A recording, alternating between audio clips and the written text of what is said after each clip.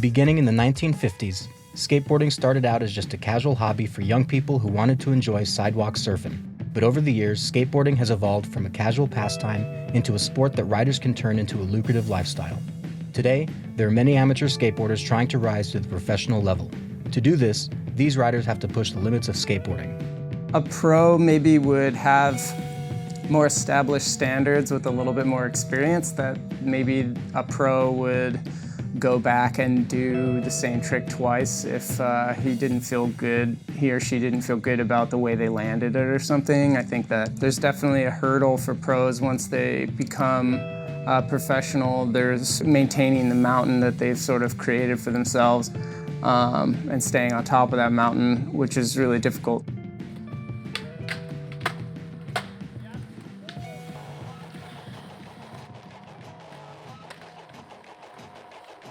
Skateboarding as a career takes a lot of strenuous, non-stop work, which sometimes includes serious injuries.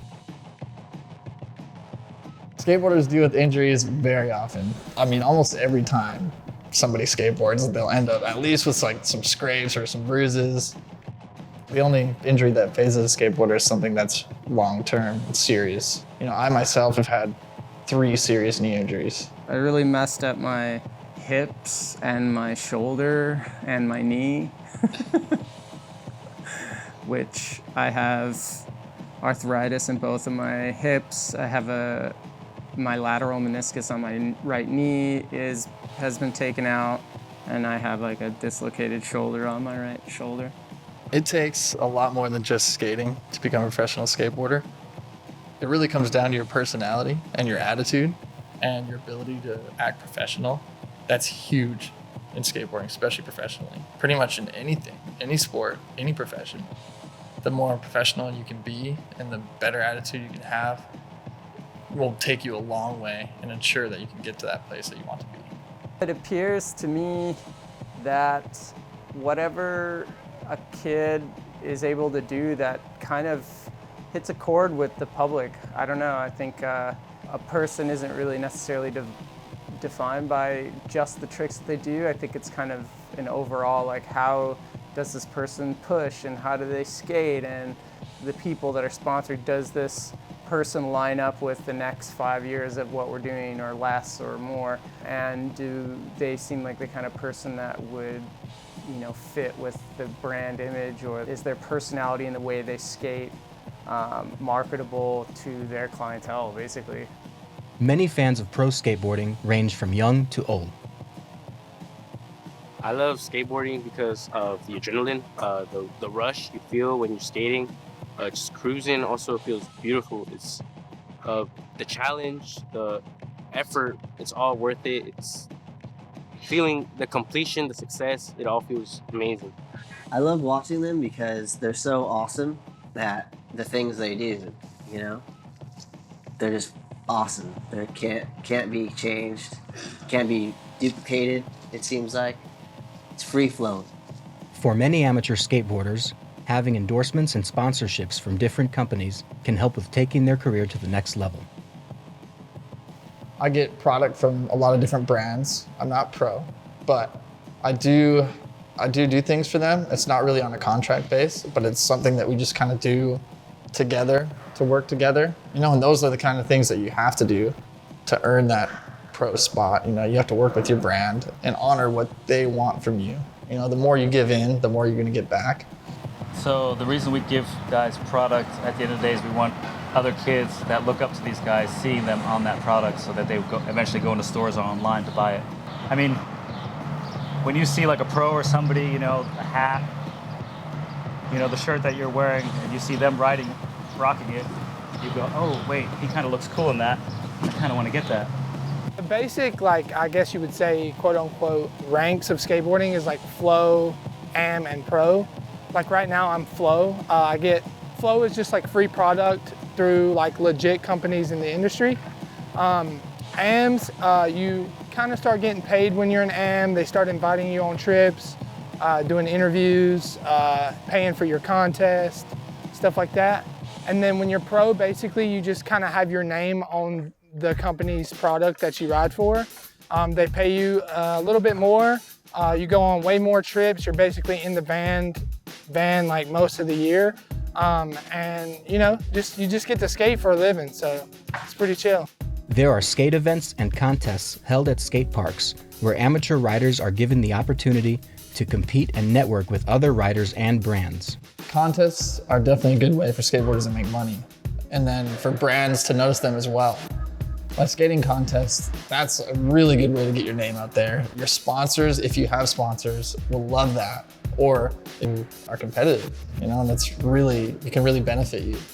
And I think there's more money in skating contests than there is otherwise. A lot of the contest skaters are the ones who will make more. I think the main benefit is sort of more opportunities, having the opportunity to have your name on more things, apart from just having a pro skateboard. More responsibilities and more pay would vary between lots of traveling and lots of autograph signings and demos and deadlines for interviews and just all kinds of stuff.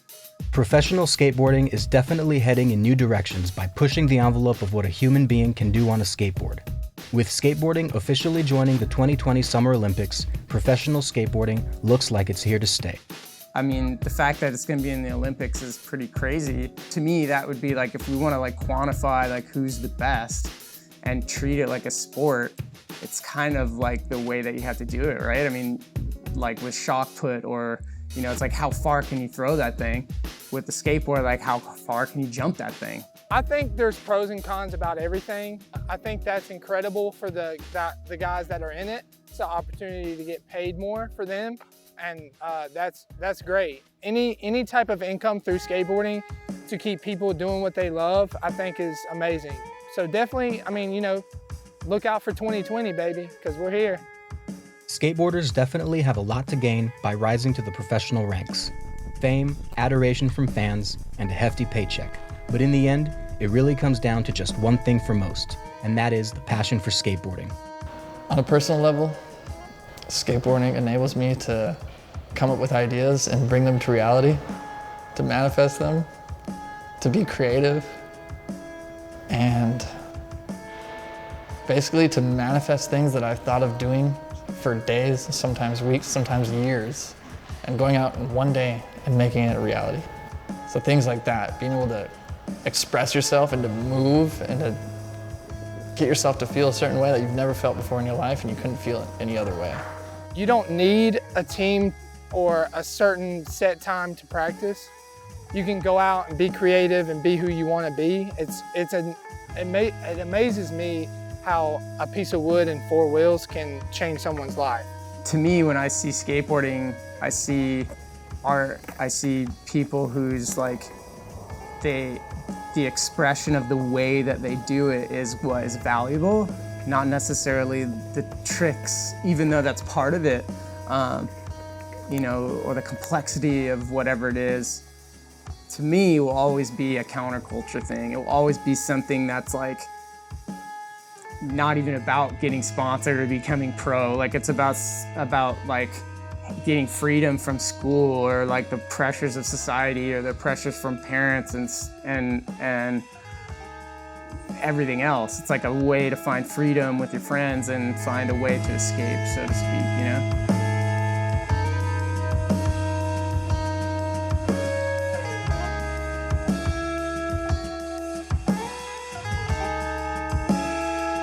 Skateboarders will never get tired of riding their skateboard, just as their fans won't get tired of watching them.